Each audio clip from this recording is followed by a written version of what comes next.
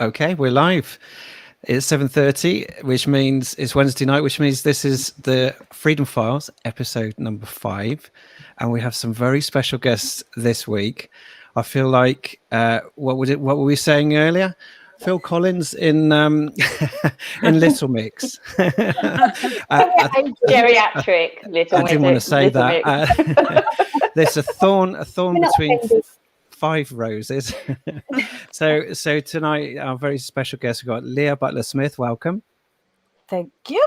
And we have Louise. I'm so sorry, I can't remember your surname. Louise Creffield. Thank you very much. Jacqueline Dunn and Claire Wills, absolute pleasure to have you here. Thank you. And just for everyone's information, this episode goes out on the podcast platform. So that's Google Play, iTunes, Stitcher, and Spotify. I'll be editing the audio of this interview and uploading it in about 48 hours time. So if you all check your iPhones, look for Freedom Files, look for the logo that's above Simone's head now, and you'll find it on those podcasting platforms. So Simone, why don't you kick us off with some introductions, perhaps? Yeah, sure. Well, first of all, I'd like to say a big hello to all our audience from across the world and our Event 202 members. It's such a delight to be able to bring a platform to enable freedom of speech and thought, and to share the screen with such wonderful warrior women right now. I'm telling you, I was so excited when you all said yes to coming on, because, you know, you guys, as I mentioned to you earlier, are actually inspiring a lot of people right now. You're giving them hope, and you're giving them, you're just encouraging them to step out of their own complacency and their own silence. So I just want to give you all a big thank you to start with, because you're pioneering some excellent work. And you're getting our voices, our collective voices heard. And that's so important. So 100%. Thank you. And what we'll do, because not many people, some people may not know who you are. So maybe if we just went round and gave a brief introduction of who you are.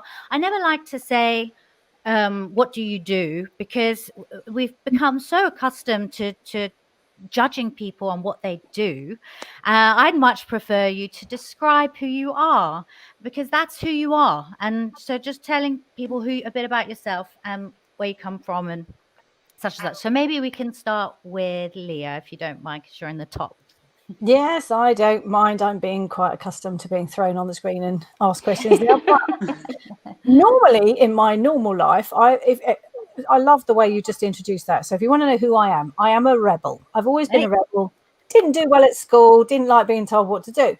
But I went down the professional line because my other big passion, my really big passion, is to help people who are suffering from themselves. So they've got mental health problems, they might have traumas, things have happened to them. They don't know how to shake it off, and they don't know how to become the very best version of themselves. So that's my real passion. But that rebel in me is the reason why I'm talking to you guys today.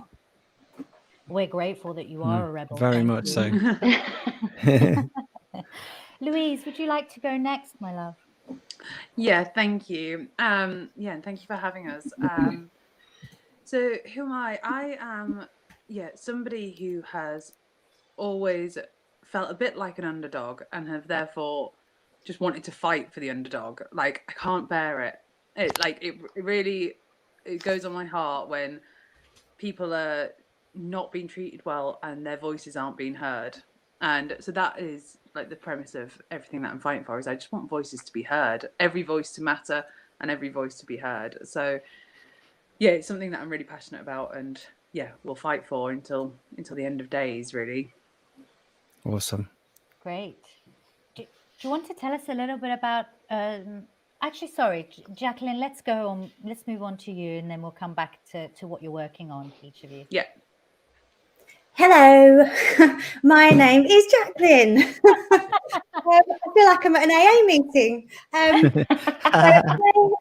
I'm proud to be a black sheep. I've always been a bit of a black sheep. I've tried for a very long time, for probably about 30 years of my life, to fit in, and felt that I was alone in a room full of people all the time. That awful feeling of loneliness that we all know and recognise when you're in a room full of people, but there's just nobody that you vibe with.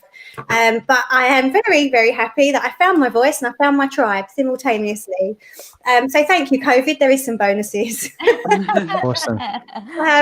In my real everyday life, I am a holistic health coach. So I help people to naturally heal their bodies, which also makes me quite a black sheep. So I'm quite accustomed to all of this dark side.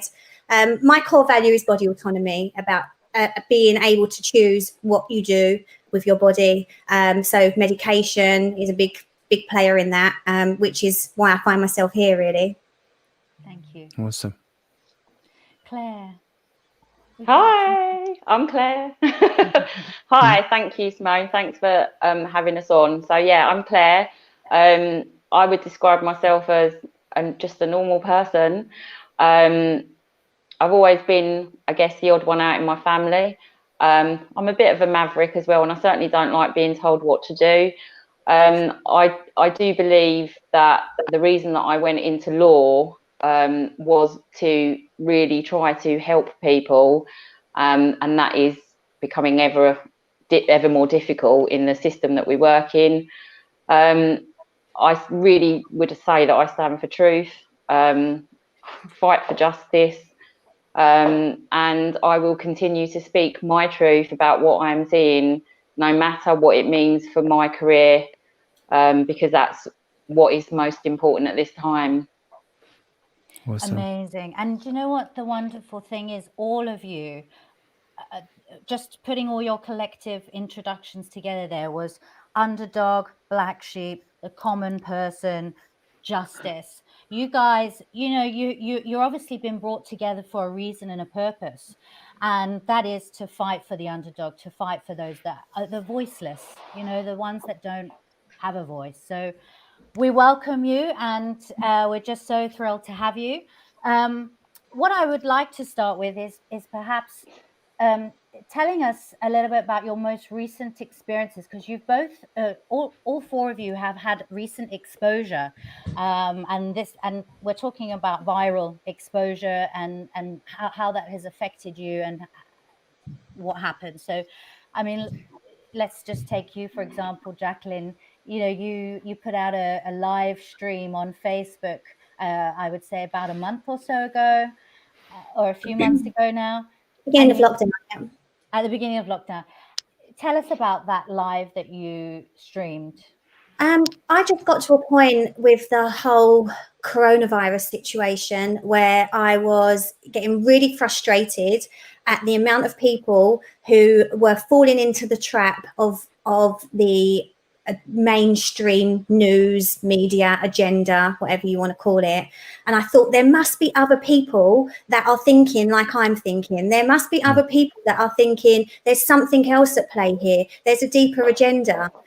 So I thought there's only one way to find out. So I did a Facebook Live. I've done loads of Facebook Lives. I've got business pages on Facebook, so I'm often doing lives.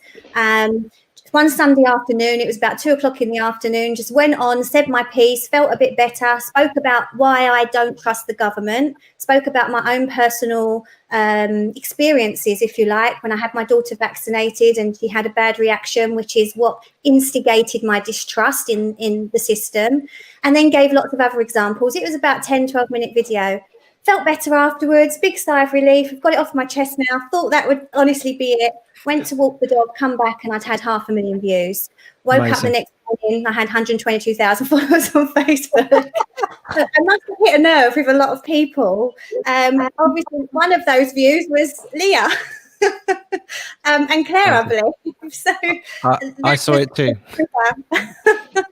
I think a lot of people saw it. It's like 2.4 million views right now. Is that right? Yeah, 2.4 million.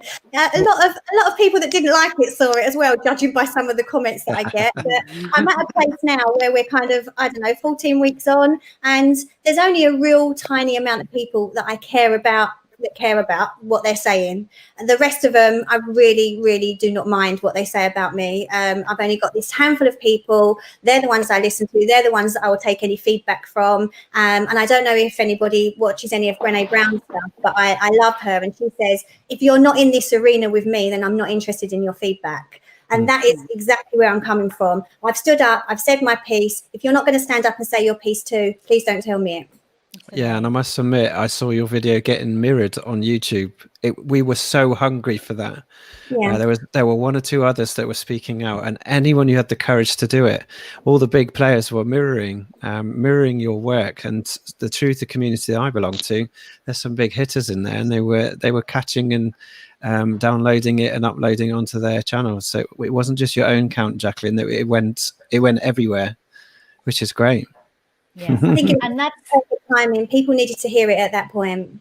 That's 100%. exactly what I was going to say, is that you obviously spoke out at a moment in time where everybody was feeling the same and wanted to voice that concern, and you just basically spoke for the rest of us. So well done, you. You guys are putting your necks on the line. I don't think people realize just how difficult it is. When you become a leader, when you put yourself in the front line, you become a target. And you guys have families, you guys have jobs, you have careers. And this is where some of the people don't realize actually what this means. The consequences of putting yourself out there are huge. However, what I hear from you all is it's so worth it. It's so worth it because it's done what it has done. It's necessary. It's not just worth it. It's necessary. We don't have I don't feel like I have a choice. Like 100%. there isn't an alternative except to do this right now.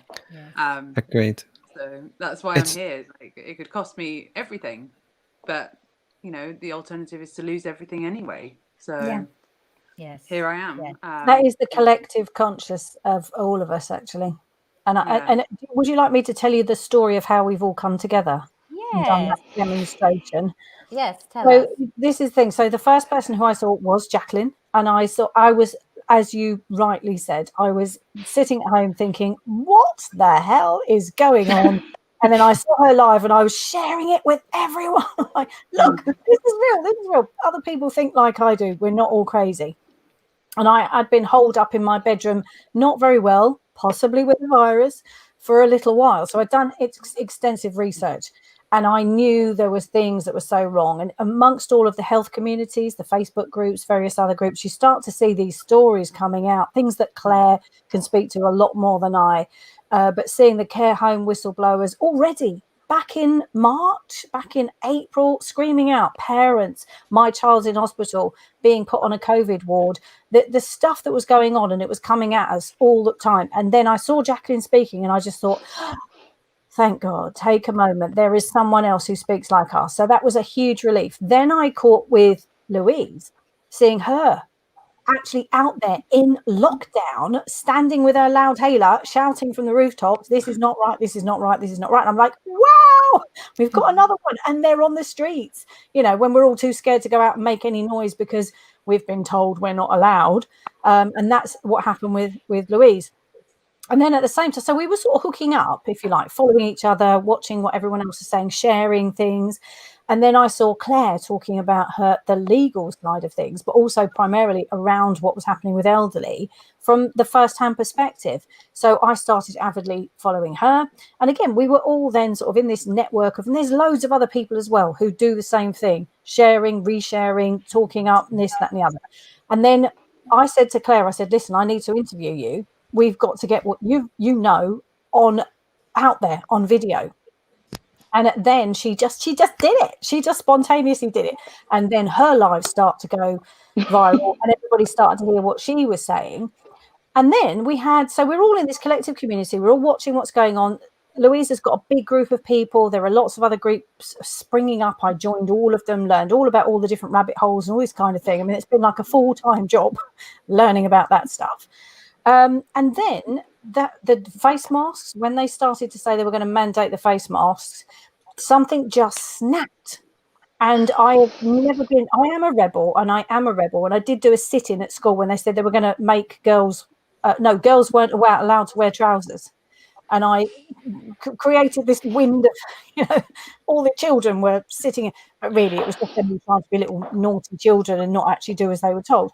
Anyway, that's the closest I've ever really had to being involved in something like this. And I put out a tweet. It was very spontaneous because I could see what they were all saying. Everyone was saying the same thing. This is the final straw. What on earth? How can we keep putting up with this? And I did this tweet and I said, right, we're marching on Whitehall Monday, blah, blah, blah, blah, blah. And I woke up in the morning and it had gone viral. And suddenly Simon from Keep Britain Free's popped in my inbox and he's like, right, what do you need? I'm there, PR, blah, blah, blah, blah. So then we started this conversation and I thought, right, but I need people to speak. And who do I go to? My girls. Because these lot have already been out there. They're already very vocal. They're already very public and they're already being very brave. And as you said, I think we all had a moment in time where we had to sit up. For me, it was literally a conversation I had with myself one night. And I just thought, right, my grandbabies, I'm probably the only grandma on this podcast. I was a very young mother, by the way, just so you know. I have to say that. My ego still exists, even though I'm saving the world. We're all saving the world. and I just thought, right, okay, I cannot live with myself. I will not look in my grandbaby's face and not have fought to the death for her, 100%. for her life and her future and everything else that this is trying to take away from us. And that was when I just thought, right, my business might be dead now. My reputation was probably going to be killed. And I did actually have quite a few people say to me, you're coming across as a conspiracy theorist. And I just thought, I don't care.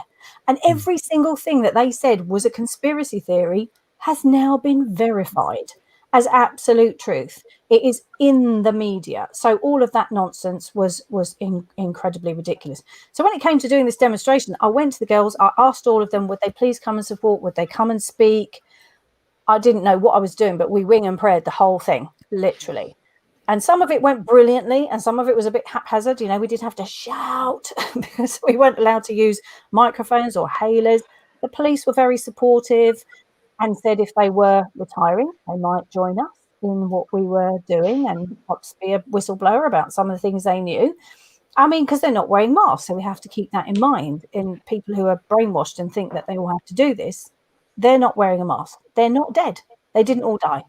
So if we're in a plague, they're still alive, breathing, quite happy, and not bothered about not wearing a mask. So we have to remember that. And then it kind of unfolded. And so everybody got a chance to speak, except for Claire, because some things went a bit pear-shaped with the organisation, partly to do with being asked to do interviews. But as you all know, that was the beginning of the domino effect, because we hadn't had any public, mainstream media weren't interested in us freedom fighters, all of us speaking out against what we were seeing happening.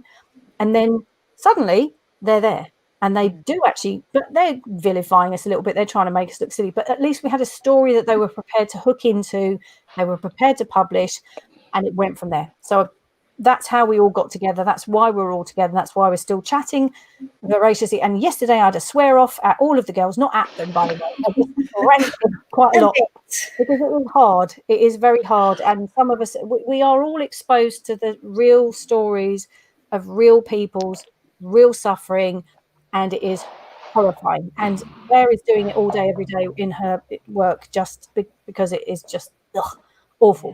So yeah, we all need a bit of we need to go to Jacqueline's retreat. That's what we need to do.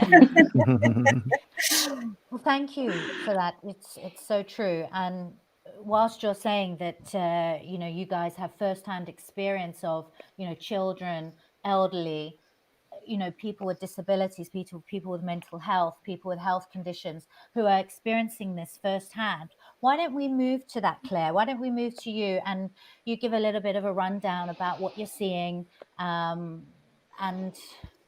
the system that you're operating within? Okay. I mean, first, before I sort of launch into the whole thing, I've done a number of videos which I've put on my Facebook page, which I'm never ever have done any public speaking like that or done any lives. And the first video that I did about what was going on in the care homes, has had about 90,000 views now, and I know it's ended up on different platforms. So obviously the message is important, I think, for some people. What I said in that video was that I don't think that people were aware of just what was happening to the people in care homes. So there's a number of things here. So first of all, we had a discharge from hospital to empty the wards and prepare for the overwhelming number of COVID patients, which frankly it never happens, you know, in most places. I know that there were pockets of hospitals that were busy, and I speak from a family member that works in ICU, so I know, you know, how busy they were. So, you know, they discharged a lot of elderly and sick people, and the elderly were discharged into care homes, and they weren't tested before they went in. And to me, this is where the lie really starts, with the narrative that the government were telling, which is we must protect our most vulnerable, our elderly, our sick, but we will send those most vulnerable, elderly and sick into a confined space and lock them in without ever having tested them to see if they have the very thing that we are trying to protect them from.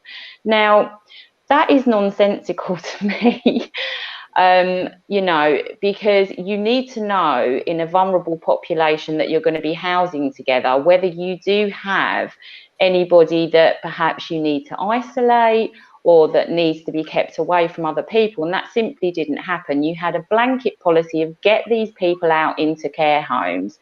And you know, I've spoken to whistleblowers, managers of nursing homes all over the country that were very resistant to taking people on that basis, because the population they already had in the homes were obviously extremely vulnerable.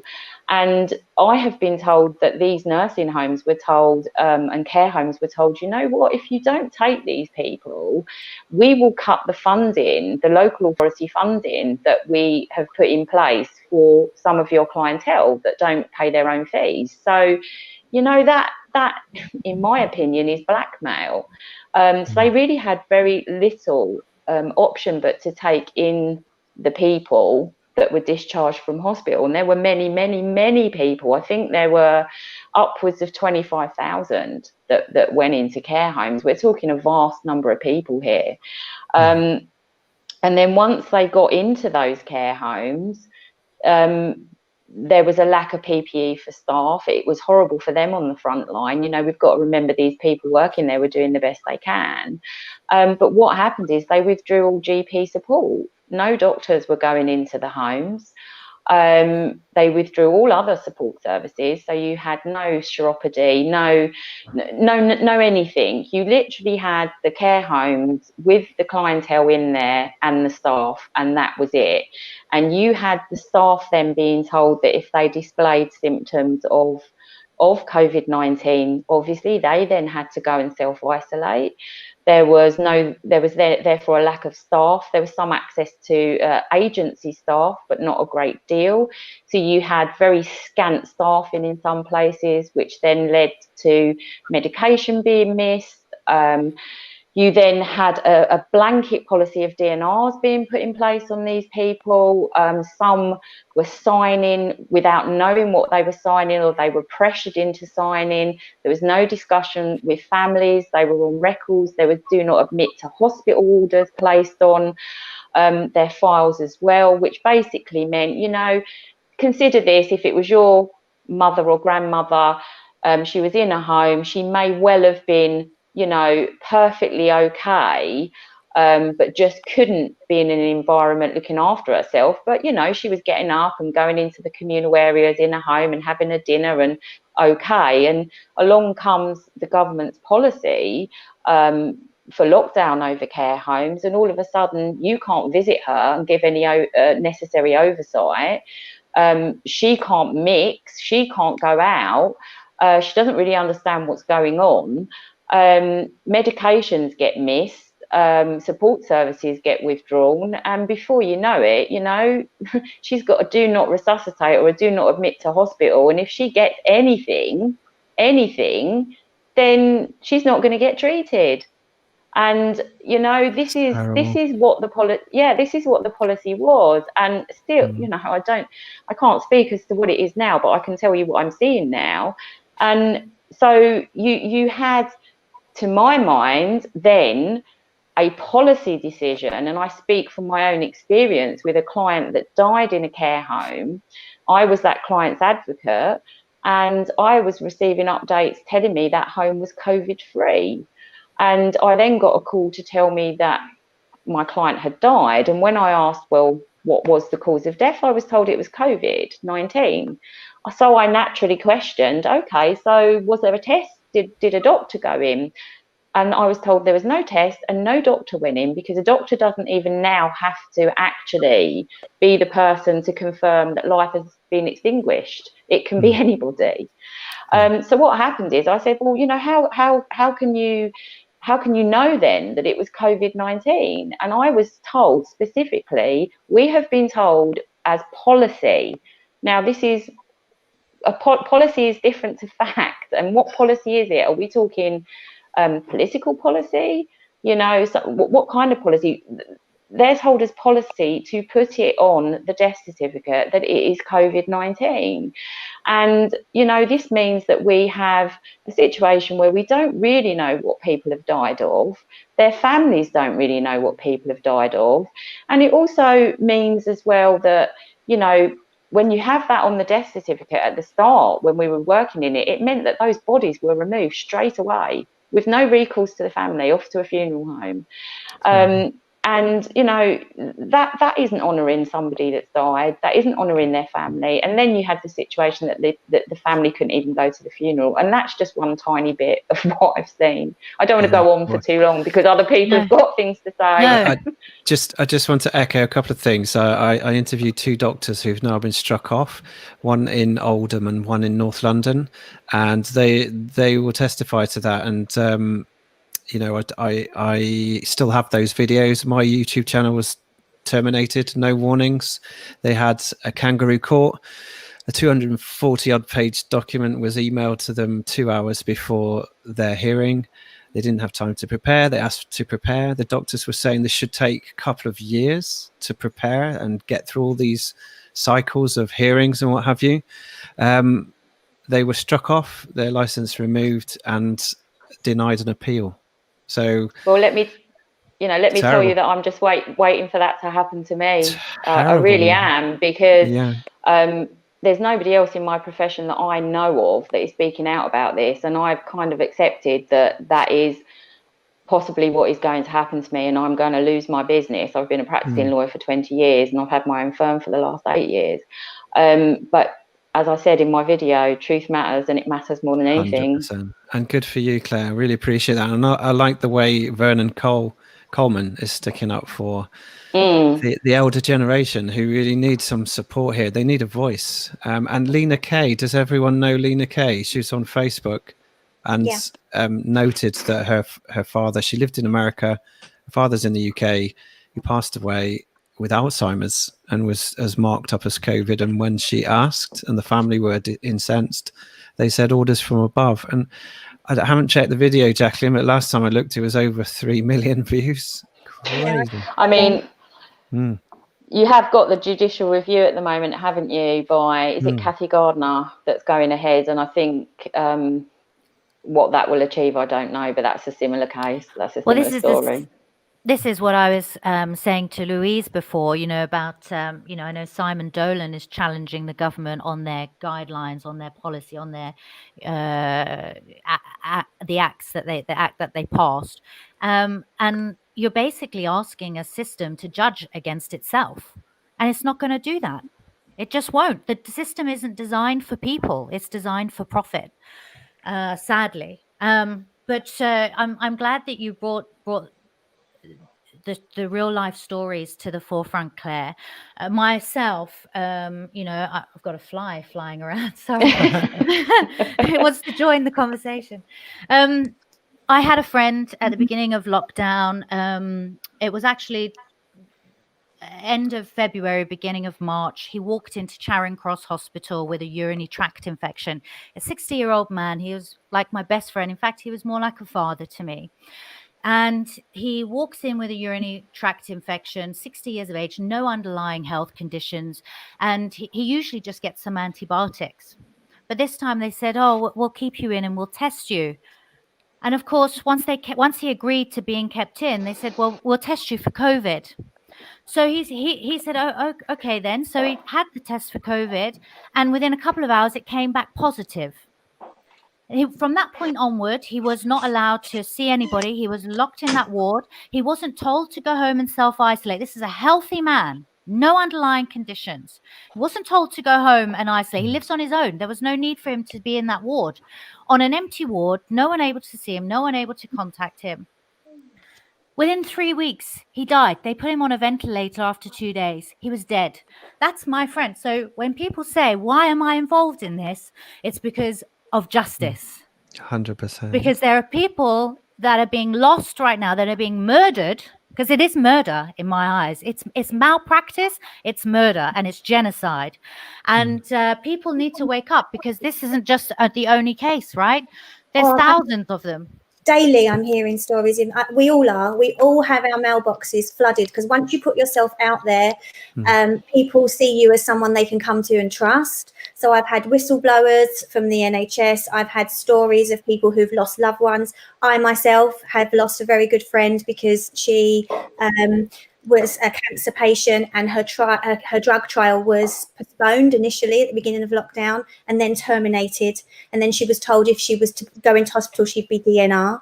She was 40 and a mother of 4 children. And sadly, she passed away last week. So we've been affected personally, not by people with COVID, by the disproportionate reactions to COVID. And then we are hearing from people on a daily basis. We all get messages from people who have very similar stories to yours, Simone, and it is heartbreaking. And of course, we're not hearing these on the mainstream news. What we're hearing is death figures, death rates, cases, lockdowns, air bridges. It's just fear porn. It's absolute fear porn. Yes, and it is so sad, because you don't get to honor these people, like you say, Claire.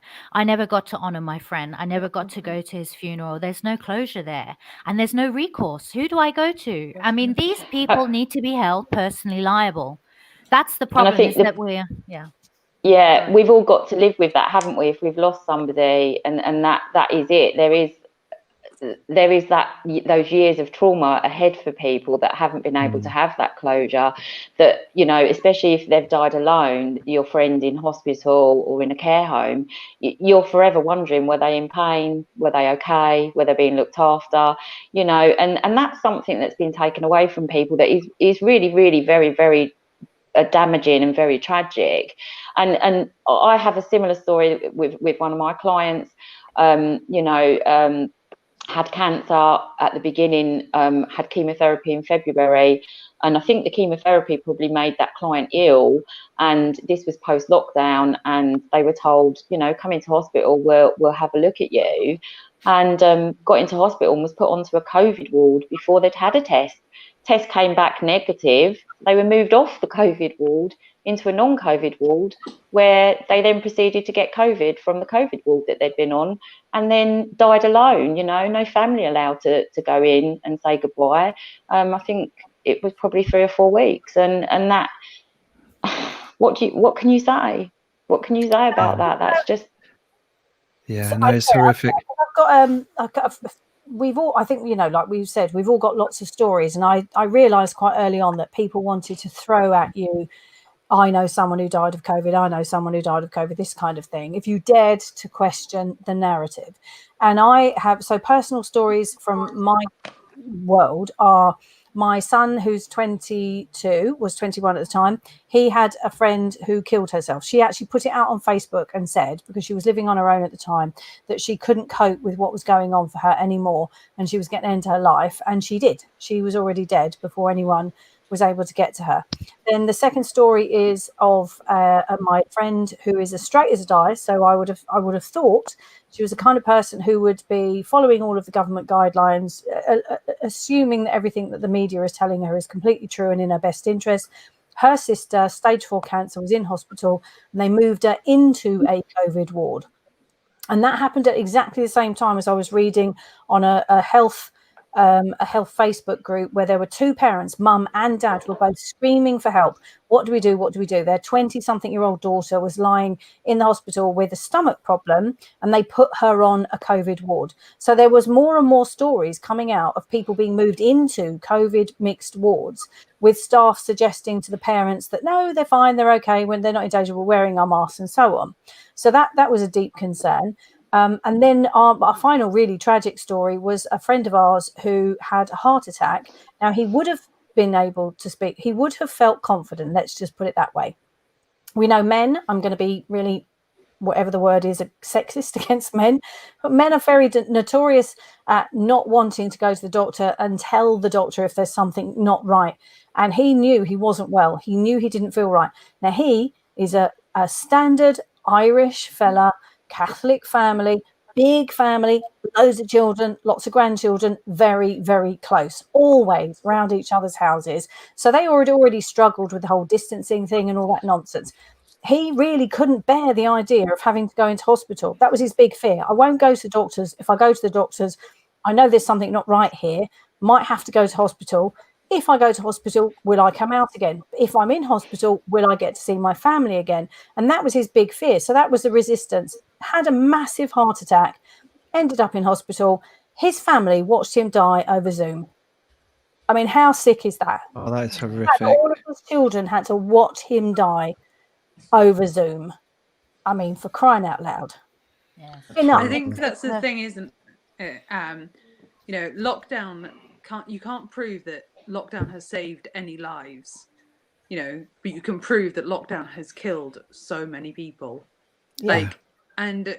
You can't bring me a single person that has been saved by lockdown. You can't. Yeah. But we've just heard how many stories of how many people dying because of lockdown. And this is how I don't understand how anybody can justify it and how anybody isn't. Sure. And also that the government will not take responsibility, as we saw with Simon. He took them at this initial judicial review, and they basically slapped him in the face and sent him on his way. They are not taking any accountability for what the messaging that they're putting out and the restrictions, the guidelines, or the rules, or the MP's preferences, whatever you want to call it. That, like you say, they're unjustifiable. They're unscientific, unfounded, and they're not being held accountable, which is one of the reasons why I wanted to bring you ladies on this show, because you have all got solutions to these various things, or you're working through some solutions to bring for the people. Leah, in your own right, you are very much on the brainwashing, the indoctrination, and how fear-based, trauma-based mind control, and how you can kind of protect your children in particular against this, and yourself, especially if you have mental health. And Louise, I know you're very much looking at systems and whole systems restructure, and we need to. It's you can't remove a system if you haven't got an alternative to offer people. You have to build something that people will naturally turn to and give up. So I want you to speak a little bit about that in a minute. And Jacqueline, yourself, you've been very much helping people on the health front, getting people educated on what vaccines are and what they're putting into their body, the food that they're eating, which is all actually really important. I saw a meme earlier today, and it was just simple. It was a picture of a shopping trolley with chocolate and wine and all these horrible sugary dietary things that we should not be eating at all. And it said, someone with a face mask has got a shopping trolley like this. I'm telling you to wear a face mask, and it's so true. It's like the hypocrisy of it. And then Claire, yourself, you are looking at ways to bring justice for those that have been affected. So why don't we start with Jacqueline? Sorry, actually, Louise. Sorry, we haven't heard much from you today as yet. So tell us about your whole systems. How you feel that you are building a solution that is for the people. Yeah, thank you. So yeah, that's exactly what I want to do, because as Buckminster Fuller rightly said, you can't change a system by fighting the existing one. You have to create a new one that makes the existing one obsolete. And that's essentially what I'm trying to do. I've worked in politics for a number of years, and I have seen firsthand at how this system is designed to not give the people a voice. You know, we think we have these MPs that are our representatives, and you know, they don't hear what we say. They don't hear 95% of the correspondence that comes into their inbox, and they don't take any notice of it. They're whipped by their parties, and they have to follow their whip. And it's nothing to do with us. It's nothing to do with the people and our voices. And it's all party politics, and it doesn't work. You know, the Iraq War is a great example. You know, 1 million people marched on the streets of London, and 70% of the people polled across the country said they did not want to go ahead, and it went ahead anyway. You know, that is how little of a voice we have in this system.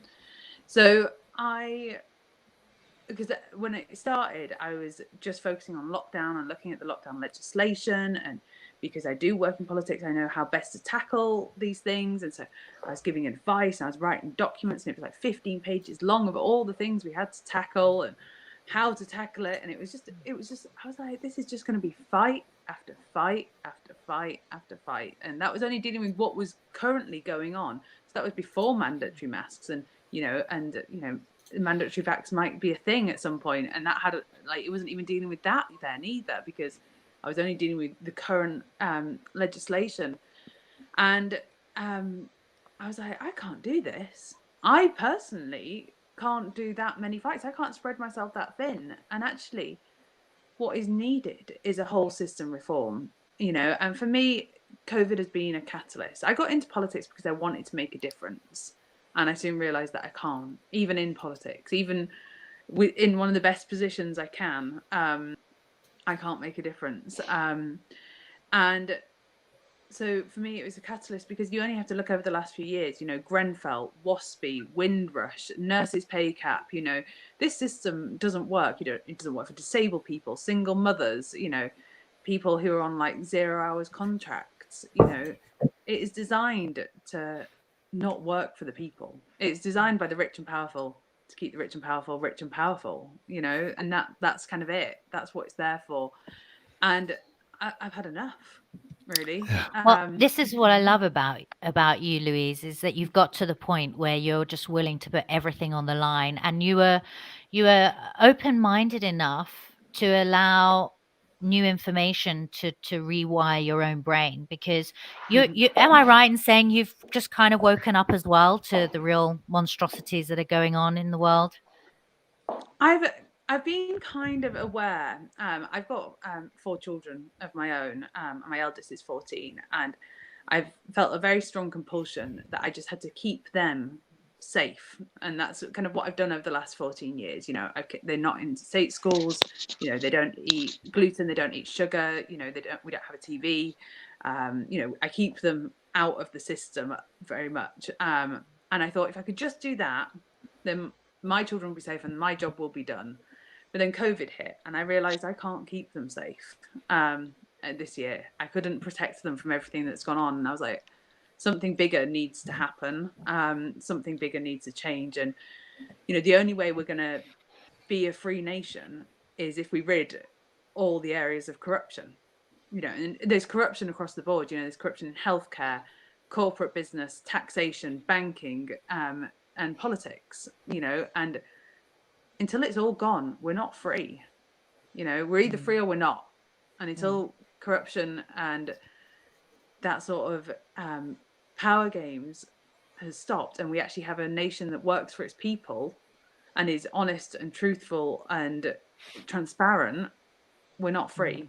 And so it became apparent to me that it was easier to go for the one big fight and fight to change the system rather than all of the little fights. You know, Yes. let's fight yes. mandatory masks, and let's fight this fight and this fight and this fight, and like, because Don't we'll be here fight the forever. battle. Win I've the got war. one woman who comes on the marches here in Brighton, who's been going on marches and things since the miners' strikes, and I'm like, I don't Wow. want to do this for 30 years. You know, I'd rather just have one big fight and then we can relax. That's nice. I figured. Well, on that note, why don't we show a little bit, a little clip of Louise in action? Because I Okay. think you're a hero, Louise. I absolutely do. Right. That Louise clip, I need. Would you mind sending it to me, and we'll line it up? Sorry, Simone, I've got two. I need a third one. That's all I need. It's in your, it was sent to you last night, Robin. Okay, I'll scroll through the emails. But yeah, if you don't mind moving on, I'll Okay. look don't for it worry. now. I'll line it up. No problem. You want to know about? what- Sorry, I was just going to say, you mentioned Keep Britain Free. You mentioned Simon. I spoke to him earlier today, so I just wondered if you wanted to know what his current thingamajiggies are.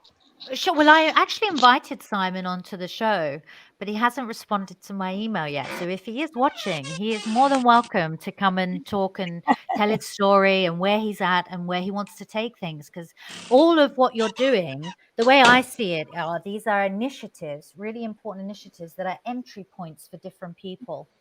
You know, not everybody is going to be on the vaccine front. Not everybody's going to be on the justice front. Not everybody's going to be on policy front. So this is why it's so important to have the multiple streams so that they will merge. They will have synergy and they will just naturally flow together. But you have to find the entry point for people. And that's what I admire about Louise, is that she's really thought about it in the sense that she's saying, we've got a system at the moment that so many people are reliant on, that so many people are used to, that to be able to take that away from them, it wouldn't work. They just won't accept just the removal of it. You need to have something that would make the old system obsolete. But you're doing it in a way that allows people who haven't quite woken up to still get on board. Yeah. It's not just like truthers going out there saying, get rid of the government, you've actually thought about it. Yeah. Tell us a bit about that. Yeah, absolutely. Because, and this is something that I'm working on, is a PR campaign for people who aren't awake, just to kind of go, this system doesn't work for you. And actually, under the new taxation system that we're proposing, it would do away with all tax evasion, which is equivalent to about £5,000 per person per year of tax. And that's man, woman and child. That's every single person in this country. That's how much tax evasion we have because of all the offshore accounts. And the kind of new taxation system that we're proposing would stop all tax evasion and would actually lessen most people's tax. So most people would actually end up with more money in their pocket, but the country would actually end up with more tax coming in. And I'm like, that worked for me, like that will sell it to me. And, and if I knew that I could have a healthcare system that was actually, it wasn't corrupted by big pharma and was actually going to treat people. And, Jacqueline, I'm sure, would attest to the fact that we need a whole different healthcare system in this country, and all of it, it would benefit so many people. And, you don't have to, because everybody's aware of something, like when I chat to the policeman, I always chat to the policeman, and they've got this awful pension system and everything else like that. And they're like, oh, yeah, and we don't have a voice. I'm like, well, there you go. I'm doing this for you, and I'm like, this will benefit you, and it would benefit everybody for some reason or another. And that's what the message I want to get out is that, how it will benefit each person individually, and what they can get from it. So yeah, there's lots of different things that can help everybody. And Yes. yeah. Where can people go, Louise, to find out more? Because what are you you're currently working on the various different aspects within a societal structure, I would call it. You know, healthcare, business, education, you name it. You know, every department. Tell us where you're at. So yeah, we've got the Save Our Rights UK Facebook group, which is just growing exponentially. We've had about 1,500 requests just today, since this morning when I woke up, which has just been crazy. And so we've got a really thriving group that, it's a really lovely supportive group as well. So, but we have debate posts about the different systems, so everyone gets a voice and everyone gets an input.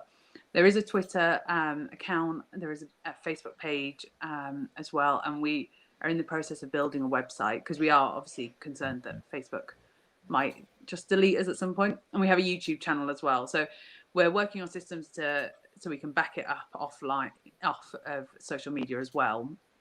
But it's mostly on Facebook at the moment. And yeah, it's a really great supportive group that just helps people know what their rights are in the current circumstances and act on them. So, you know, it's really lovely. It's a really lovely community. So but also really informative, and we get down to the proper topics that need looking at. We're not there about moaning, we're there for solutions. So that's what we're aiming for. Awesome. I have found that if you want it, Simone, but shall we? Okay. Yeah. Sorry, Louise. I just love this. I mean, that's why I think it's so important to get your voice out. You have no idea how inspiring these kind of when you put your money where your mouth is and action things. No, this isn't it. No, I beg your pardon. No, it was one in there's one in Richie Allen as well, but no, not this one. Not it. Okay, no worries. This one's quite a lot. It was sent to you last night, but don't worry. We'll post it in the comments section for people to see. It was you actually with your megaphone, telling the story about, how this is really affecting your child, because this is the thing, right? You are helpless. You're helpless in this scenario. Yeah. And I'm sure many other parents feel the same. Yeah. That was, it was such a horrible day, that one. Because I've got an 8-year-old autistic daughter, and she's just really feeling it. And that's what I mean. I haven't been able to protect her from everything that's happened this year. I've spent 14 years trying to protect my children from the system, and then this year I haven't been able to. And my children are my biggest motivation, even if they're not in bed and are dancing around me at the time. So if I'm ever looking to the side, it's because my children are dancing around me. So please ignore me. Yeah.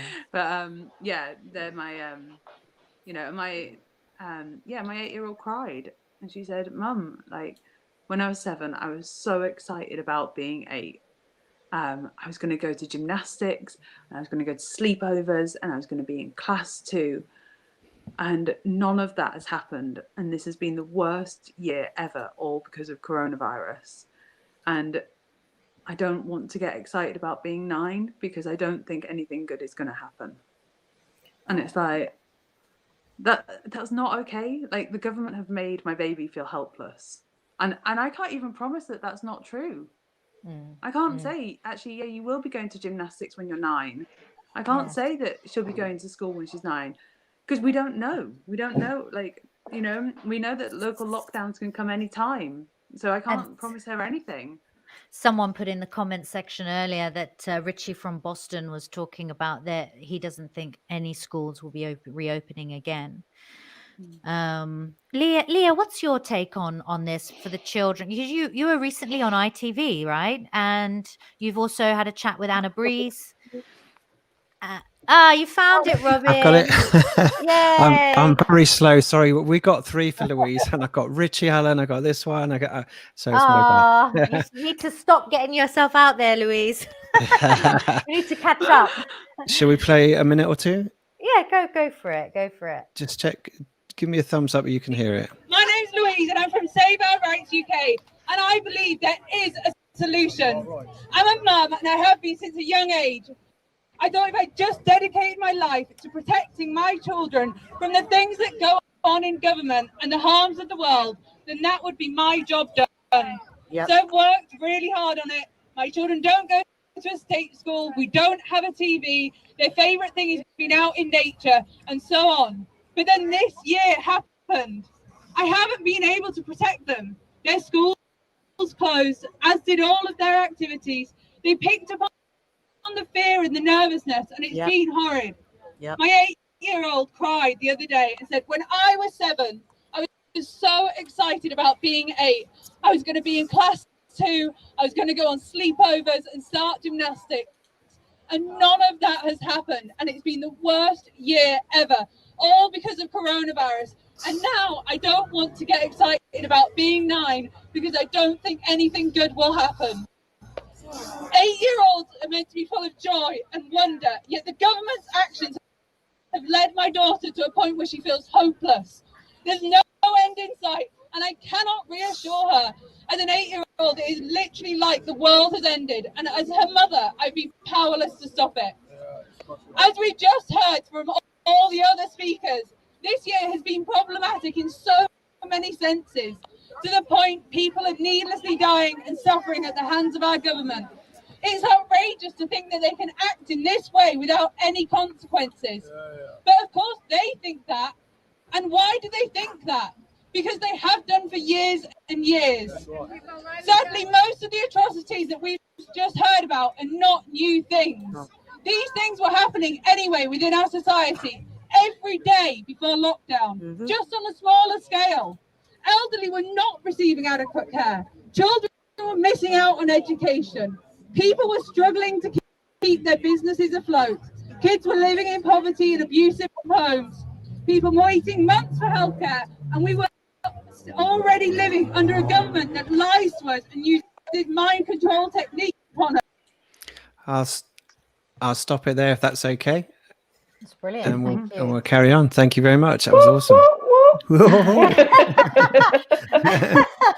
Well, this is it. I think that's what I you guys are an encouragement to the rest of us, because and many of us won't get a platform. Many of us won't get a space to voice where we're at, what's happened to us. And so you speak on behalf of everybody else. So again, just congratulations. Well done for inspiring and waking up many and bringing them on this journey. And guys, you know, if you are watching this, that Louise's group, Save Our Rights UK on Facebook, is in the description below. So you can check her out and her Facebook, add her as a friend, join the groups.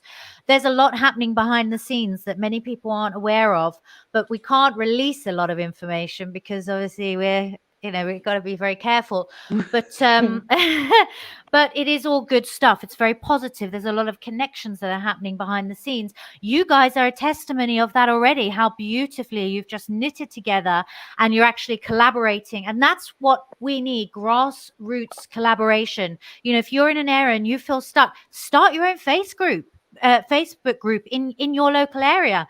You know, get it out, push yourself out there. I mean, even if that's the only thing you did, at least you're making connections to others who are like-minded, so you're not alone. Because that's another reason, isn't it? People feel alone, and when people feel alone, they won't respond, they won't react, they won't take action. Maybe and I think judgment, a lot of people are very scared of judgment. So the fear of man, what people think of you, right? Jacqueline, give us an idea of your steps to taking that first, speaking out. What was it prompted you to get going in speaking out? Somebody else asked me this, but the thing is, it didn't require much thought process for me this time round, because I've been speaking out about a lot of these things for about 10 years. Okay. So I'd already started to walk on the dark side, if you like, because I'd already had a little bit of an awakening after the episode with my daughter. And then I started to learn about nutrition and realized how corrupt a lot of the systems were around that. And then obviously medication, pharmaceuticals. So I'd already started to speak out about this as I went along. It was a little bit of a drip, drip, drip effect. What happened was people left, they walked away. They wasn't interested in what I had to say. And for a really long period of time, I was speaking to a wall. But I didn't care, because I would do a live and maybe 5 people would join and it might get 20 views later on. I didn't care, because it was my truth, it was my message, it's what I believed, and I knew that if I just kept saying it and shouting it, doesn't matter who was listening, eventually there would be a tribe, and that's what's happened. So when I say I woke up one morning with 120,000 followers on Facebook, please believe that that was not an overnight success, because for 7 years I was talking to a brick wall with many long-term friends walking away from me, calling me a crazy person and not wanting to speak to me again, and saying things along the lines of, my children can't play with your children because your children aren't vaccinated. So that's where I was for a really long point of time. So when people come to me and say, I want to speak out but I'm frightened, I get it, because I've been there, but it was a while ago now. So it wasn't a new thing, and it's not just this confidence that I've suddenly got. That's grown over time as I've spoken more and more about my truth. But I'm saying to everybody, it's going to take more than Louise, Leah, Claire, standing on our soapbox in Speaker's Corner to make these changes. We need more people to come out. We need more people to find their strength, to find their voice, to stand in their truth, because otherwise forever hold your peace. You know, you have to make a decision now, because we're really running out of time in the way that things are happening behind the scenes. Government policies are being passed. Things are racing along, and if you don't agree with it, now's the time to speak up. And yes, people are not going to agree with you, and yes, you're going to get people that are very angry and nasty at times, but it doesn't matter. It's your truth. It doesn't have to be their truth. Exactly. Well said. Oh, I just want to shout out a couple of another amazing women, Cassie Crowhurst and Kate Shemarani, who are speaking their truth every day, and it's great to see those ladies out there. Can I bring in someone else? Leah, you went on Anna Brees recently. Tell us about that, and have you noticed she's bringing in her listeners onto her channel? Yeah, I mean, it's been quite interesting, because I was aware of Anna before she called me, and she called me the Monday. So it was after I'd done the BBC interview following the demonstration. And I was surprised. I mean, they woke me up, because obviously I didn't get a lot of sleep that time after that very strange day where I, asked all these lovely ladies to come and join me doing this very unusual thing that we've never done before. And so suddenly the phone's ringing. It was the BBC, and I had 4 people pitted against me. So literally 4 people with their own either experience or expertise, who were supposed to tell me why everything I was saying was completely wrong.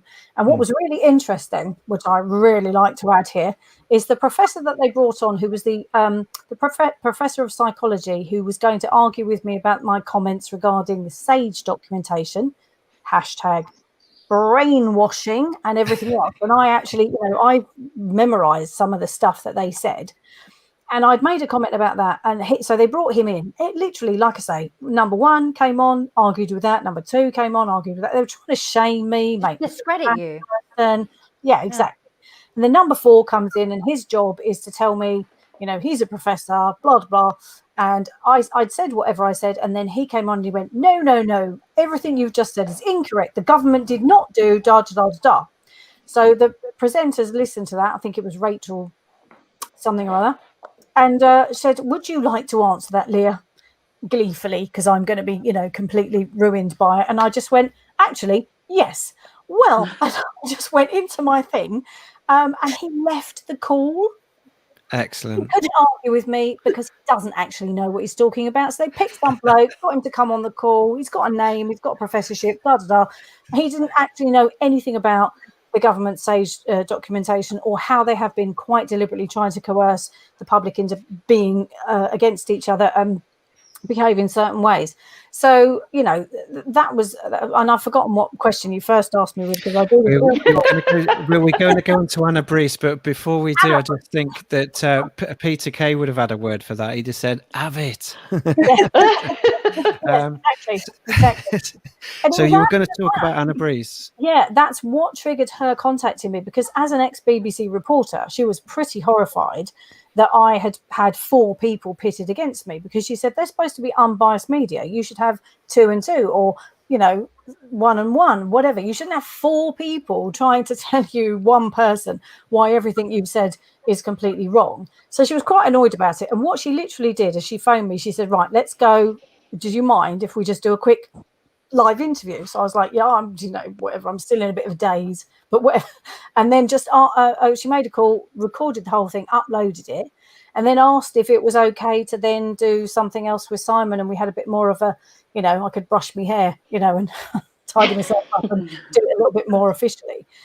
So we managed to do that. And from that then, well, I don't know if it was from that then, probably from the first BBC interview, that I was then invited to do ITV and do that interview on This Morning.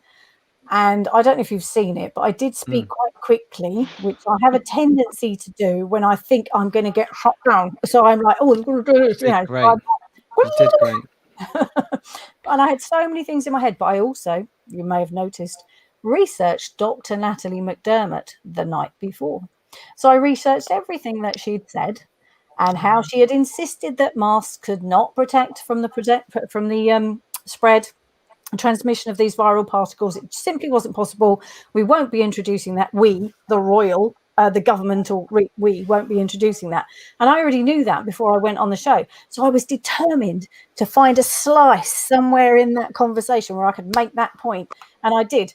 But they didn't let me come back and then reiterate what she'd actually said. But, all of these things are a bit of a learning curve. But the important thing is I've been sent loads of, media from around the world. So one of the Australians, there was a lady who also was, they've decided to pick her because she'd done a bit of a live stream and said how cross she was being abused for not wearing a mask, discrimination and so on.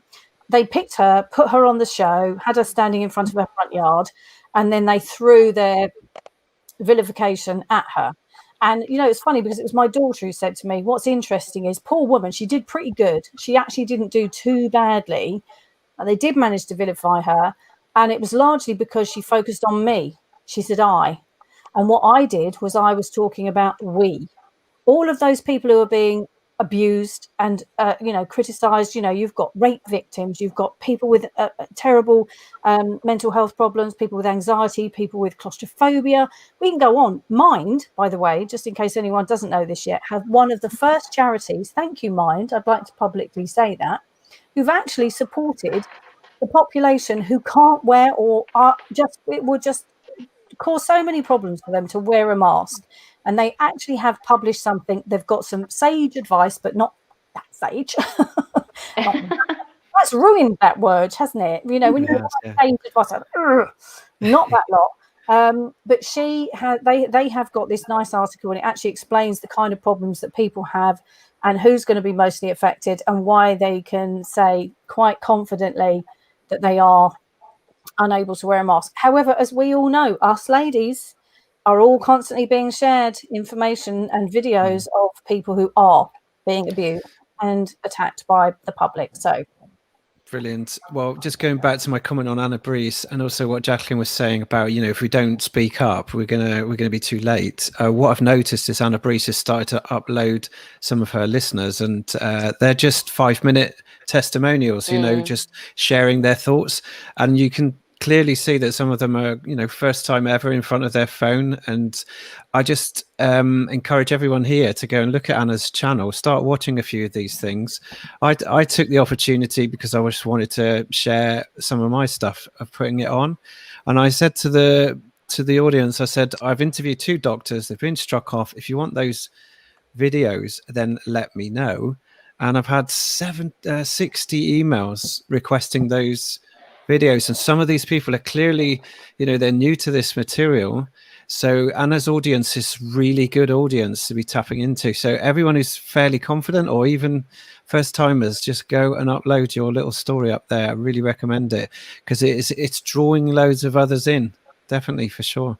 The more people speak out, the less they can just ignore it. That's the way I see it. Leah, what kind of things are you working on at the moment? What are you seeing coming down the line? What can you offer our audience in terms of, whether it's support or something that they can do themselves that will help? Well, so on the Keep Britain Free forum, so it's the forum area, because of what happened with the groups, I was tasked with, I offered to go and talk to all of the different groups and actually see if we could collaborate a little bit, bring everyone together, and then we could talk about what potential events there might be and other things that we could do. But obviously, some of the really big groups just went disappeared last night, and then it immediately sort of changed that whole what I was supposed to be doing or what I wanted to be doing. And so when I was talking to Simon today, the conversation is about just getting everyone not to go into Louise's group, talk in Louise's group, share information in Louise's group and any other group, but just to have this kind of central portal where everyone can maintain that collective communication. It's a little bit safer with a website just because it's server based. So even though the server can be taken down and the website can be removed from the server, you can then very quickly have another, you can build a server. There's always there's that, if you have to go that far, you can. So if people have signed up there, then at least they get information about all of the groups, because all of the groups and all of the movements and all of the events, they can all be posted on the forum and share what they're doing, when it's happening, who they're trying to attract, and all that sort of information. Now, coming down the pipeline, there are things in the wings. And as you've already said, there are stuff that we can't talk about. There is some, there is a big stuff. There's a lot of stuff with what Claire's doing, lots of things going on with the elderly, because there's so many other potentials that will be coming along, but also with the children and with what's going on about them being masked, every child being masked to go back to school to sit in a classroom for however many hours a day. I mean, that's obscene. That is child abuse. So any parent who's worried about that, I'm going to create a landing page to just pop your email in, and we'll tell you when there's going to be another something. Join Keep Britain Free, because don't get me wrong, they will just send all of that out as well.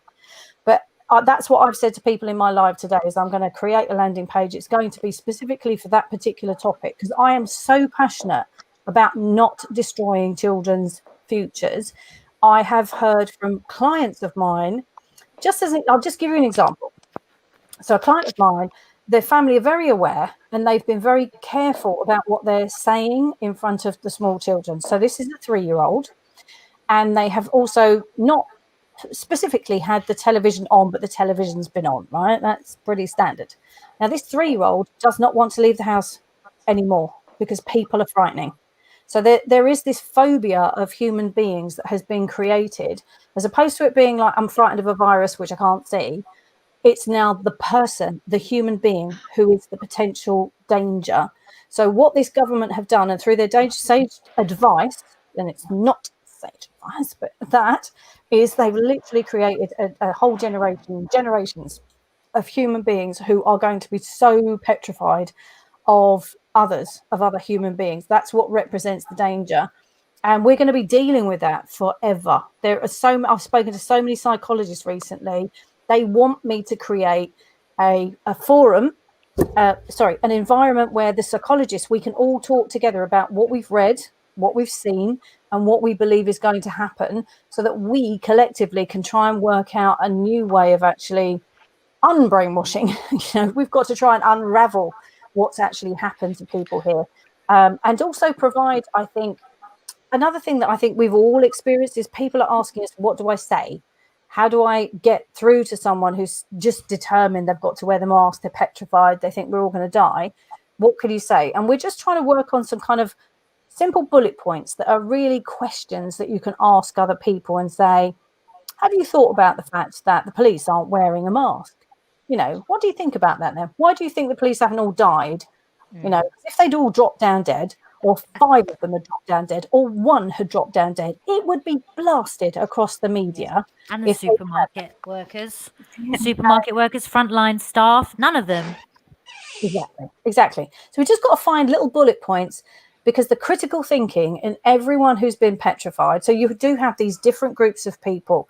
You have people who are petrified, and they're hard to talk to. So I had one in Aldi the other day. She jumped out of the way when I came near her without my mask. So sad. Saw me, and she jumped out of the way. I've got the plague as far as she's concerned. So that's a petrified person. They're hard to get through to, and I wouldn't, quite frankly, bother. Push them to one side. We're not going to try those. But then you've got this bunch of people in the middle who are doing what they're doing, and they really do think that the government have got their best interests at heart, and they do care about them, and they do want to make sure they're safe. And there is this deadly disease after all, and look at all the figures. So you've got a different kind of attitude. That they're the ones that you're going to say, the police haven't all died, the front line creep, those are the kinds of questions that you can pose to them just to activate that critical thinking, so they can start thinking, now you can start to move them. It's all about, as I've said to the girls, we've got to meet people where they're at. And then you can do what we call pacing and leading and moving them towards where we're at, slowly but surely, because we're all fairly down the rabbit hole. So we've got to go easy with these people. And then you've got this other cohort of people who are literally just slapping that thing on because they think they're going to get abused. They don't really want to. They think it's a load of nonsense. Me and Claire sat opposite loads of them on the train. They went to put the mask on, looked at us, so we were all unmasked, and just went, oh. In fact, Claire just made a big joke, and they just all laughed and put their masks down and didn't bother. And my son's just texted me to say that he's been into the Tesco's in London and hardly anyone was wearing a mask. So that's London for you. Wise people, go. Keep doing that. And that's what we've got to do. When people see it, people do follow what everyone else is doing. It's a conditional psychology. We don't have any control over it until we've got control over it. And then we can choose to do something otherwise. But so there's a lot of things that we're working on to try and help all of the people who want to wake everyone else up to do so. But it's how to get that information out there, how to sort of collaborate and get the wise folks on board, and do all very of that good. thing. I just want to signpost a survey that happened in Bristol yesterday. It's a Bristol Live survey on Facebook, which was, will you take the vaccine when it comes? Started out at 30-something% no. And I shared it thinking, that's not bad. Well done. By the end of the day, it was 51% no. So that's pretty encouraging. It was about 12,000 votes. And that's a standard Bristol journal. It's nothing to do with me. So very quite pleased with that. I saw quite a few of those polls pop up from all the different regions recently. One in Birmingham, one in Leeds, one in Leicester, now you're saying there's one in Bristol. And to me, it was by the local press. The local press had put it out as a poll, literally, will you take a vaccine? And I think it's gleaning information on what the sentiment is of the nation in these pockets. So, you have to be careful of these psychological games that they're playing on social media, especially with 77th Brigade, which I know some of you have had some first-hand experience with. Well, Claire, why don't you tell us about your experience of once you put yourself out there? Because that is really what this is about. People need to be vocal, and people need to be putting themselves out there, regardless of what reactions you will get from other people. Stop fearing man, and start, fearing what's going to happen if we don't speak up. Yeah. Okay, I'm scared of. Sorry, Claire. I'm more scared of what's going to happen if we don't speak up than what will happen if we do speak up, and that's how everybody should think. But Claire's the one that has 77th all over her posts constantly. They love me. I must attract a man in uniform. I will first start and just say hello to 77th, because I'm sure they'll be watching, and just like to remind them that real soldiers go and stand on the front line and are willing to give their life for their country and the people that live in it. They don't sit behind a keyboard and issue profanities at people that are trying to speak the truth and help other people. So they might want to consider getting another job. I don't know how well paid they are. They're actually not too bright, bless them. So, but that's the government for you, isn't it, really? So 77th Brigade are very, what they've done, and actually there was an article that came out that the government have actually, I think they've employed another 100,000 to help with this initiative. So you've got the Signals and you've got 77th Brigade, and basically their job is to seek out anybody that is not speaking the narrative that is in the mainstream. And when I say the mainstream, I'm talking about the BBC, because that is it is a government propaganda machine, unfortunately. Cancel your TV licenses is my advice. But, you know, so if you're speaking truth, and I'm not talking about crackpot, you know, what people would say are crackpot theories here. You know, I'm not an anti-vaxxer. I'm not an anti-anything. I'm just a pro-choice, tell the truth, say what's happening on the ground. This is what's I've really seen, and I can back it up with everything. And the minute I started doing that, I acquired a number of 77th Brigade. They come as women on their profiles on Facebook, but then really 50-year-old bearded males, and they call you all sorts of names. They generally are abusive, but you do have some that are a bit cleverer. And then you get the ones that are set up to have the bots that aren't even people, that have the automatic responses, and you can tell when that's happening to you, because if somebody else responds to them, they actually come back to me saying, Claire Wills Harrison, you are a blah blah blah blah, and I haven't even commented, so you know they're not real people. But what everybody needs to be really aware of with the 77th Brigade, and they are everywhere, they're not just on my posts, they're vocal on my posts, because I'm telling the truth. That's why. And they know that I am.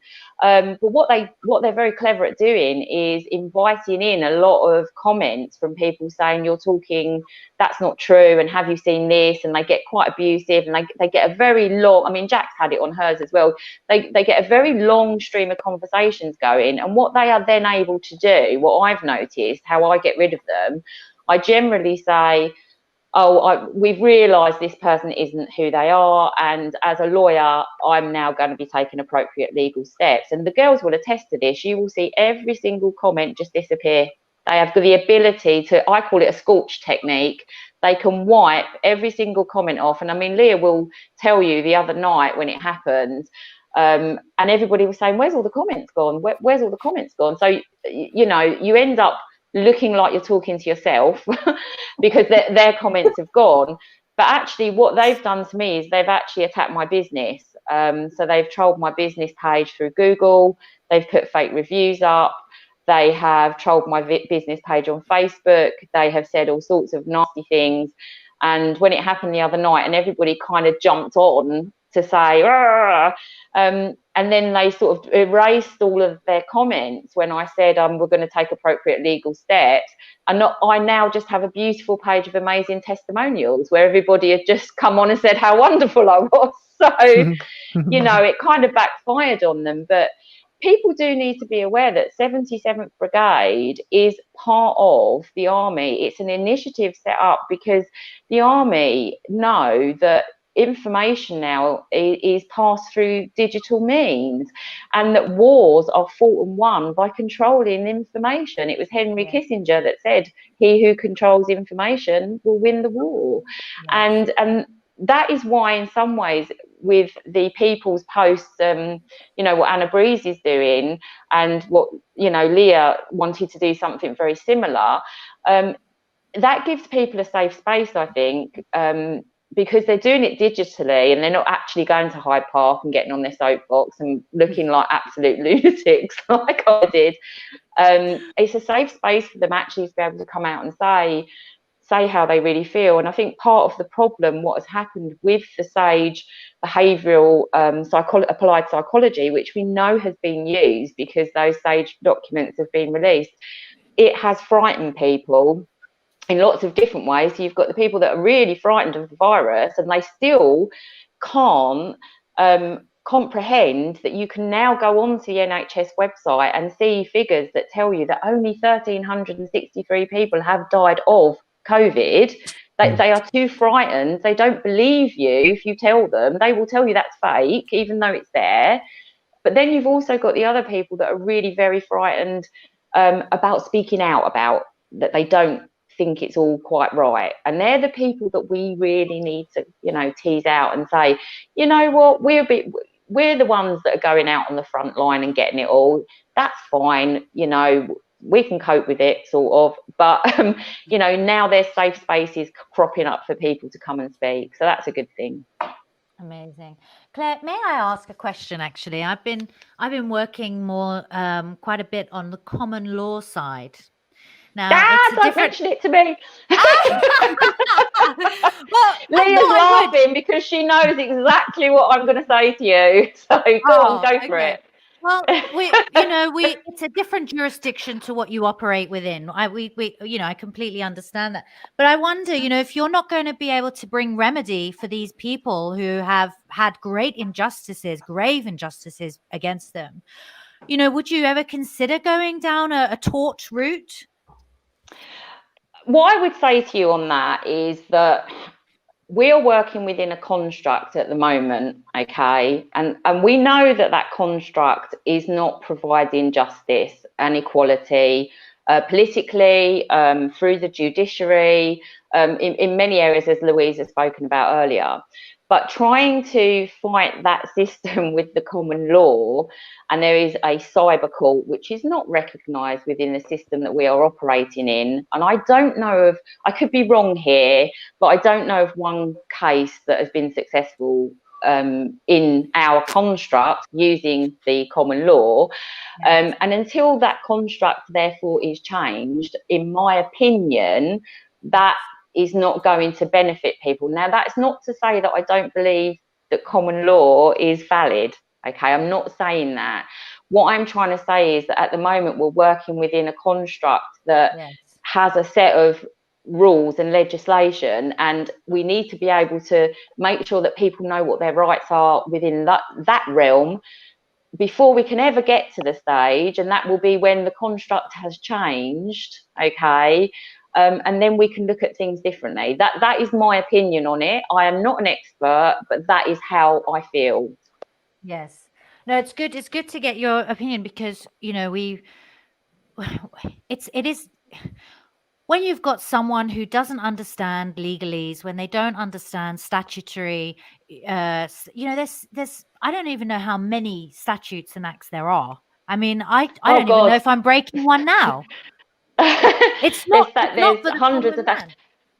There's and some statutes are very old. You've got some really old statutes that are still on the books. To be honest with you, my concern about how we operate at the moment with legislation is that there is so much secondary legislation which therefore has not, and Louise will nod her head at this, has not gone through the proper parliamentary process and the scrutiny that is therefore afforded to it, because secondary legislation is brought in by the executive, so a minister will sign that off. Hence the corona regulations are all signed off by Matt Hancock at short notice, and it leads to abuse of power, in my opinion, which is very worrying. And we had, I think I looked last year or the year before, there was something like 7,000 statutory instruments changing laws that people wouldn't even have known that had come in. We're all aware of it now because we're all suffering the effects of it.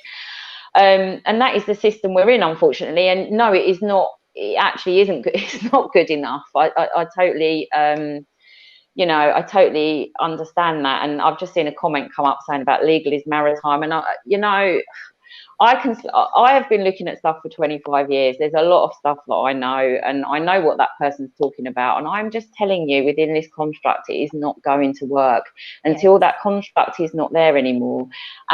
And my job at the moment, from my point of view, is to just say to people, do you know what, on the whole face mask thing, actually everybody's exempt. The legislation is written in such a way that you can claim an exemption. You don't have to prove it. And that's the truth. Okay, thank you for that. That's really good. Jacqueline, why don't you tell us a bit about where people can find you at, what you can help people with, what are you working on at the moment, and how you like to see things?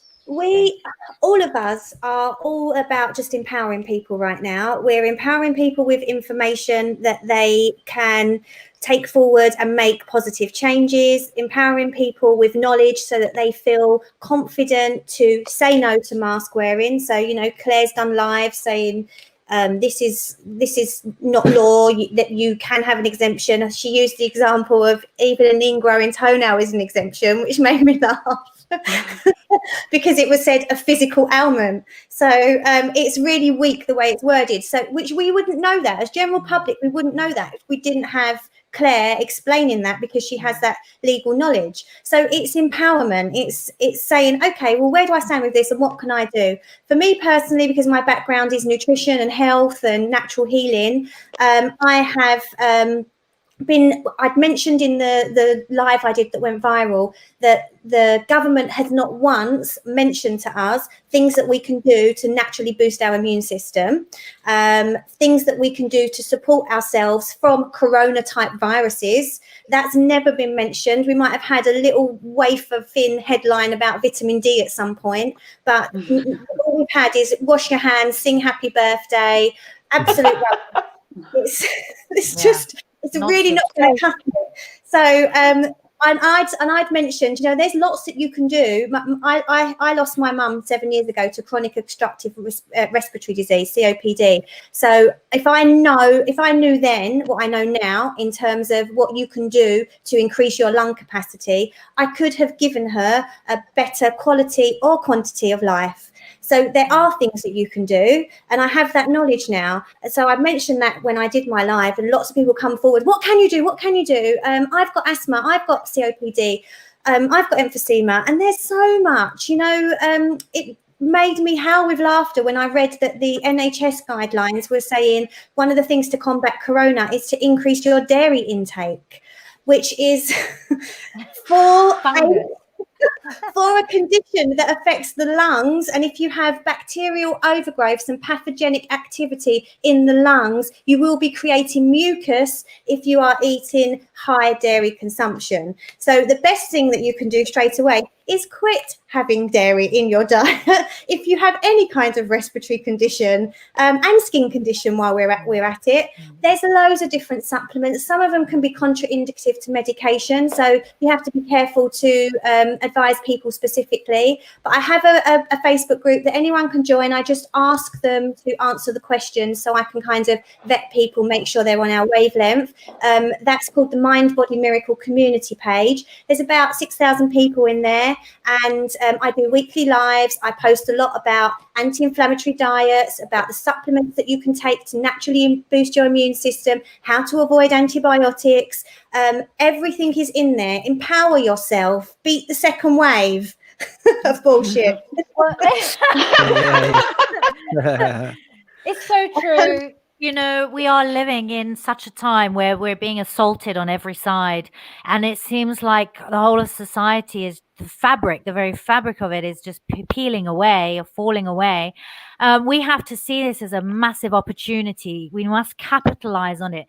People like yourself, women like yourself, who are helping others to empower themselves, equip them with the knowledge and the resources. I always go back to the scripture. God says, my people perish for a lack of knowledge. Absolutely. It's as simple as that. If you don't have the knowledge, and the pen is more mightier than the sword. Who knew it, right? We've been so many things have been hidden from us that we really need to capitalize on this season to re-educate. And then I always say, freely you've received, freely you give. This isn't a time for holding things together, being selfish and just introvert. This is a time for generosity, for love and courage and sharing and unity. And people really need to understand it. And I'm so grateful that you all came on, because that's exactly what you've represented today. It's unity. Unity is key for us, we the people. If we're going to survive this and we're going to become victorious, we need to be together. We do. Well said. Well said. Now, before we do finish up, I wondered if any of you wanted to leave some lasting thoughts and comments for our audience. I'll leave it to you. And also calls to action, websites, anything like that you want to point people to. Thank you. Thank you. Well, I just want to Claire has put together a Patreon thing, because I don't understand. Oh, you stole my thunder. I can't tell you about that. I can't tell you about that because I don't get it. But I'm understanding that there's something that we're going to be able to do more collectively that will be supportive of, because again, that won't get disappeared. So that's why that's quite important. I would like to also just say sorry, Simone, that Simon didn't answer your email, because I can only say that he gets so, you can imagine, he gets so many emails. His inbox on every social media channel is just, you know, and it's really, really hard, even with help. And he does have 3 people working full time just on all of that information stuff, and that doesn't include all of the PR people who are also working on all of it as well. He's got loads of things in the pipeline. His whole big end goal, and we had this conversation today, and it was very important to me, as the girls will know, because we had this meltdown that I was having yesterday, that I needed to understand where we were going with this and what was happening. His end goal is one word, and that word is freedom. Everything he's doing is about restoring our freedom. So that website is a portal just to get that information, because one of his little things that people can do, you know, people keep asking us all, what can I do? What can I do? What can I do? So one of the things that people can start to do is change the tide of information, change what people perceive. He's got an email going out daily, and you have to agree to it, because guess what? GDPR, the GDPR that suddenly doesn't matter when you go into someone can start asking your medical conditions. But Whenever the government feels like it, huh? Exactly. So on his email list, you can sign up to get a daily email that will send out all of the latest articles. All of those articles have comments on them. And wherever there's comments, those people, if someone wants to do that, if they want to help change the tide of this, the perceived Narrative. Exactly. They can just go there and just write some comments, because then when someone else pops on and they land there and they start reading what's being said, they'll realize that actually there are other people like us who are not stupid, who are not buying this nonsense. And it's all about just starting to do that. So that's a little bit of a doing thing that people can do. And aside from that, like Claire said, you know, this Patreon, which she's going to tell you about in a minute, and I'm going to set up that landing page for parents who are interested in what's coming for their children, because I recognise there's a massive passion to not force children to go back into a school wearing a mask, distancing, bleaching their hands every 35 seconds and being forced to vaccinate. Otherwise, they're not allowed to have any kind of education. So I'm super passionate about that, as well as all the mental health stuff. But that's me. I'll sign off. Hand over to the girls. Thank you. Why don't we? Claire, do So you want to do the bit about Patreon? No, yes, go for you it, go, Claire. Louise. You. Oh, okay, that's fine. I was just conscious that you haven't spoken for a while. Yeah. So basically, I hope you can all still see me. It's getting really dark in here, and I don't want to put the light on and glare you. So yeah, we were really conscious yesterday, and particularly with the shadow banning that we're all getting. Jacqueline can't do lives anymore. Leah's not allowed to share stuff. Well, certainly people can't share my posts, and then the group's going down last night. We felt it was of some urgency that maybe we set up a different platform, and we looked at Patreon simply because although there's a fee, obviously it's a subscription fee, it can be, I think you can set it and it can be quite minimal, and because of that we felt, well certainly I felt, that you therefore were you had some copyright over stuff because people are paying for it and they can't just take it down. So that has been set up. Only the landing page for it. There is no content on there. Please do not people go over there and subscribe or anything.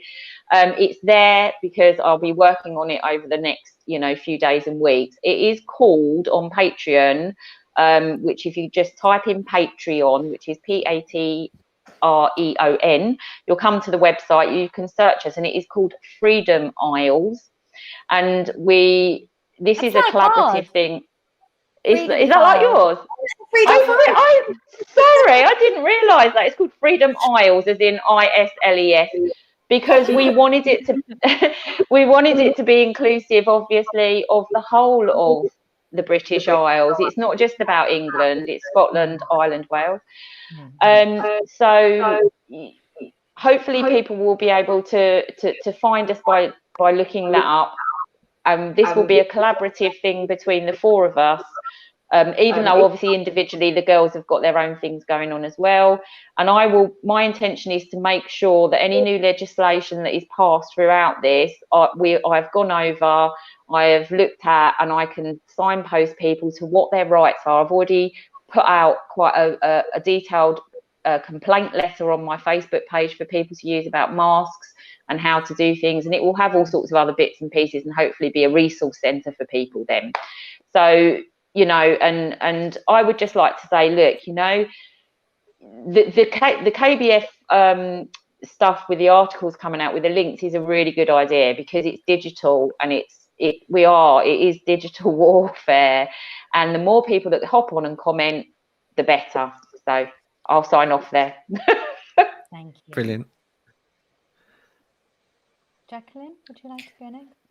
Yeah, sure. So you can join my Facebook group, Mind Body Miracle Community, which is just a free page with lots of information about health and well-being, so you can empower yourself as much as possible, and not feel like you are living in fear of a single virus when there are millions of viruses out there. So no need to walk around in a hazmat suit. You know, we have an innate immune system, and we can activate that and ramp it up just by the daily choices that we make. The number one thing that suppresses the immune system is fear, because of the cortisol response that you have. So step away from the news, turn off all of that. You have a choice. My 9-year-old daughter went back into school for 2 weeks, for 2 days before she broke up. And she said to her teacher, "You wouldn't even know there was a virus if you didn't watch the TV." And Amazing. so that Awesome. just goes to show, would we even know? Would we? Apart from the fact that people are now walking around with masks on, the likelihood is you probably wouldn't know. So just remind yourself of that fact, and empower yourself. There's lots of places that you can get knowledge from. Find your voice, speak your truth, even if your voice shakes, is what I said in my original Facebook Live. Do it, because the time is now. And what I always say is, I would rather die on my feet than live on my knees. Totally. Well said. Yeah. Love it. And Louise.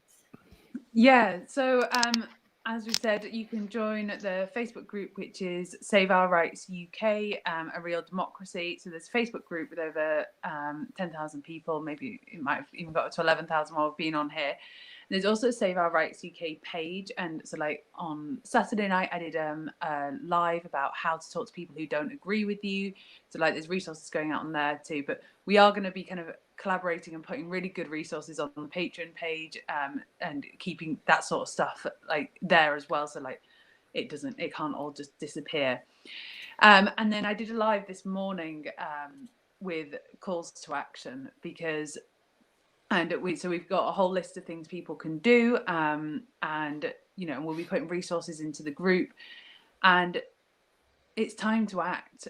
This is what we had a call the other day, the 4 of us, and we were like, you know, time is of the essence. You know, these things, these legislations and these mandates are ramping up, and they're going to keep ramping up, and we can't waste time. There isn't time to waste. You know, all 4 of us, and Robin and Simone as well, you know, I know you two work really hard. We're all working, you know, full time on this. You know, I barely sleep, and that's because it's necessary. It is necessary right now to work that hard on this, because if we don't, we could lose. And I don't want to lose. I want to win, and I want to fight alongside with all of you guys. And there is power and there's hope, and I really believe there's hope in this. I really feel like we have the power and we have the capacity to make a change here, but that's not going to come without action. You know, everybody has to act. You can't rely on somebody else. You can't rely on us 6 sat here to do it for you. You know, we need you as much as you need us. You know, we have various bits of knowledge, and we might have had the confidence to speak first, but that doesn't mean we don't need every single person that's watching this live right now, 100%. or watching it later on. You know, we need you too. So join the groups, join the patrons, find out what the actions are, sign up to KBF, you know, just do what you can when you can. And some of it only takes 5 minutes. You can do a little bit while you're making a cup of tea. You can go comment on an article while you're making a cup of tea.